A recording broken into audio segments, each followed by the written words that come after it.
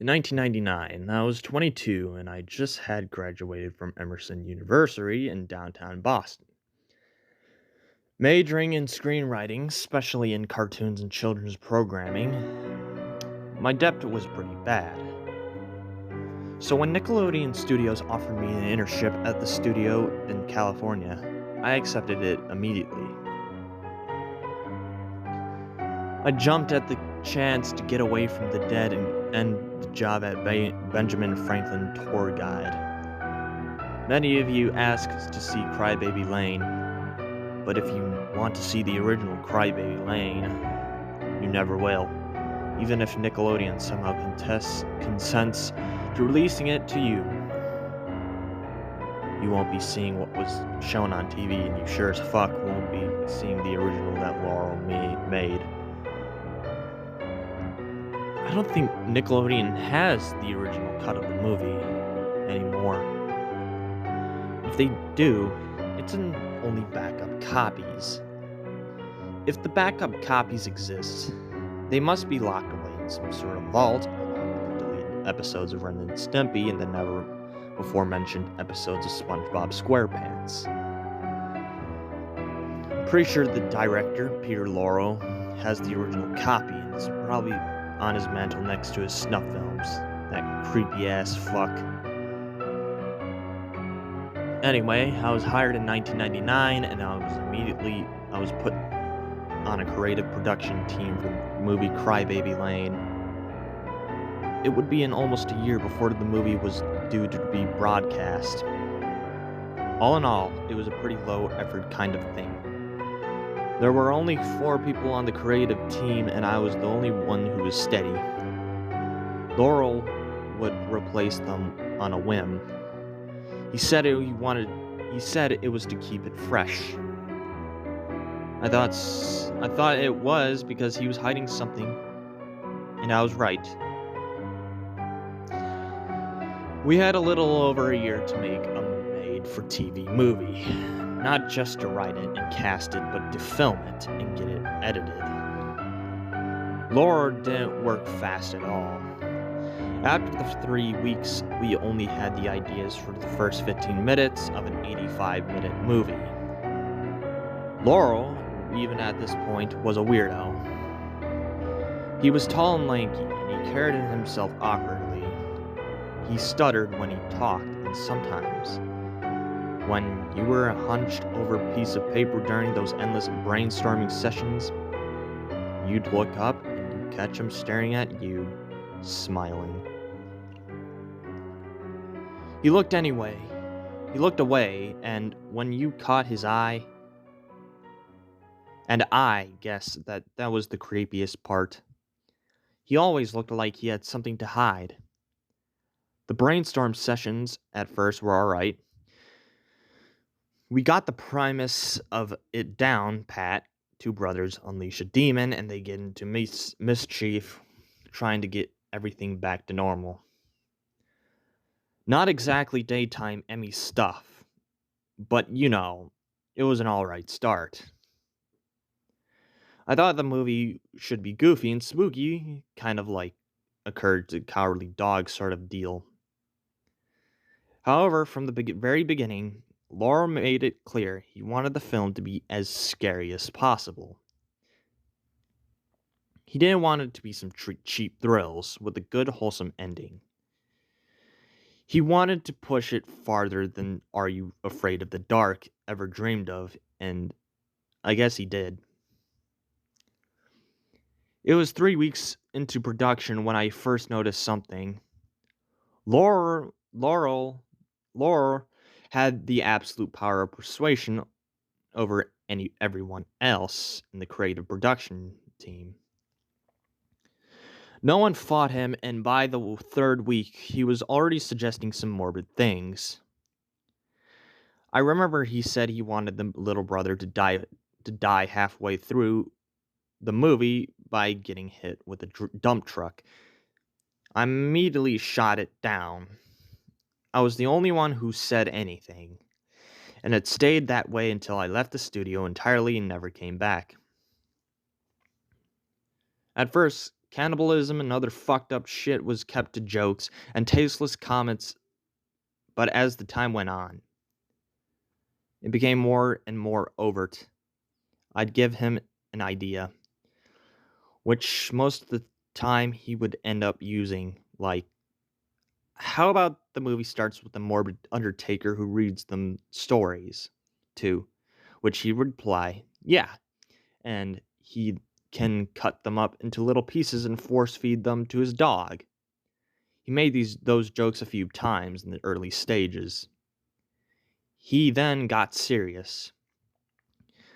He'd stand up like he was Jesus or something, cleared his throat loudly, and proclaimed his idea. I'd be the only one to shoot it down. Every fucking time. One day, near the end of brainstorming sessions, Laurel cleared his voice and stood up.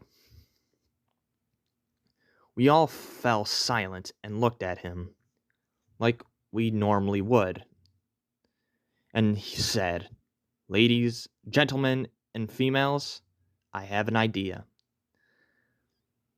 I remember what he did.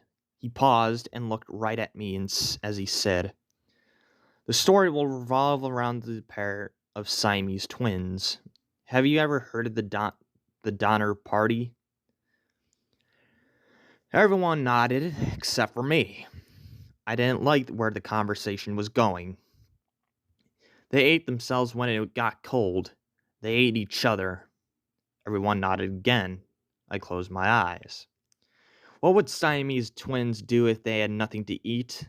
Would one wait until the other twin dies, then consumes her own sister's flesh?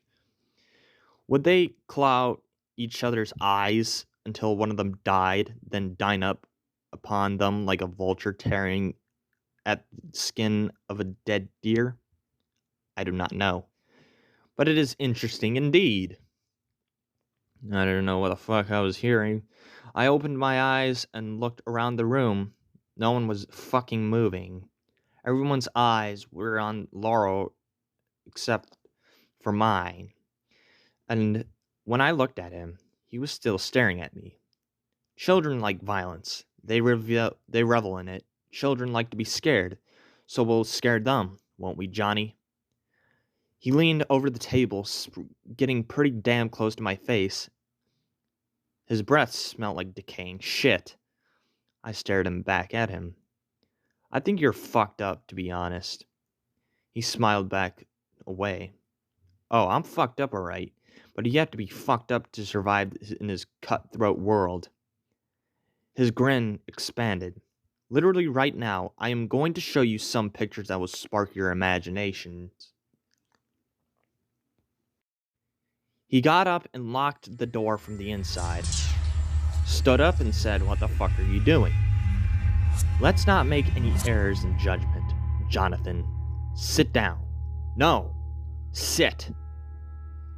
For some reason, I did. Laurel pulled out one of those shitty overhead projectors. He turned on the switch and as he shouted in an unusually high and semi-frantic voice. This is the fucking Myuu. We need to continue with this pro-fucking-duction. This is what every child should see. His eyes bulge in his head. He puts the image down on the glass surface of the overhead. It was silent. The image wasn't black and white, but it was grainy. I could vaguely make out a boy lying on a brick floor. His arms cut off and his bloody little nub black dots. The only thing that was clear was his face. He was bleeding from the mouth. Laurel almost threw the paper off the overhead, slamming down another one. It was a zoomed-in shot of the boy's face. It was in color. The blood trickled from his open mouth onto the brick floor. His eyes shut, grimy blood underneath his eyebrows and eyelashes. Then his eyes opened, and I screamed. No one else in the fucking room did, and it died in infancy, the shrillness ringing in the air. The pupils were completely black. The rest of the eye was normal. The longer I stared, the more of the eyes opened, the widening and widening until it looked like the skin above his eyebrows and eye sockets was going to rip in half. Then they started to bleed. The blood started as a trickle, and I swear to God I could hear it. More, now it was like a full-blown stream. More, until the brick on the floor was a lake of blood. I could hear it, like I was hiking and I came across a stream. Now I could smell the kid. I could fucking smell his rot. I leaned underneath the table and vomited. When I rose back up, the images were gone. Everyone else in the room were expressionless. Laurel turned on the lights. "You may go," he said, unlocking the door. I walked through those fucking doors and I never come back. This happened near at the end of the brainstorming process, and by the time I left, the casting was done and the script was almost fully written. They were desperately behind schedule. I think Laurel planned it that way, so there wouldn't be time for proper editing. I never watched the real thing when it aired, but when I heard from a friend who was working at the editing department that they had cut a good 15 to 20 minutes of the disturbing footage from the film before it was fit to be released, and it was only fit to be released. They didn't have enough time to check the footage frame by frame. I guess he got his wish, unless if they cut up every single scene that the picture in them. Every child watching Crybaby Lane has an unconscious memories of those pictures, and I'd weep for them. I really do. They fucked me up, and as I write this to you, it will be the last thing I'll ever write before I slit my throat and before blood splatters all over this fucking computer screen. There's something I should tell you first, though. Early on, Laurel posed an idea of two brothers capturing a squirrel, putting said squirrel in a jar and slowly drowning it before filling the jar with sand and dropping it into the bottom of a pond. Soon after this was suggested, Sandy from SpongeBob SquarePants appeared in tea at the tea drum. Laurel also suggested that in one of the movie, a man with a squid-like nose to take off his pants in front of the two boys and violate them off camera. But he heavily implied Squidward soon to be appeared as a major character in SpongeBob SquarePants. It was suggested that the two stepbrothers forced to live at the same house after the first one's mom was found dead in a shallow grave. Her body was heavily cannibalized by her own husband, a local weatherman. A show with the vaguely premise, Drake and Josh, started in 2004, and the stepfather is indeed a weatherman. Laurel also suggested that the younger brother should have a dog house in which he keeps the various animals' fetuses encased in acid that he regularly uses to poison his mother to have sex with his abusive father, as told by Ginger debuted soon after. A man who captures the souls of children in a vacuum cleaner and sends them to Hades, Danny Phantom. A robot goes insane on the two brothers, kills one of them, wears some skin, pretending to be the dead brother at high school. My life as a teenage robot. List goes on and on. Nickelodeon knows, and they're continuing the legacy of Laurel, sometimes subtly and sometimes over to lie.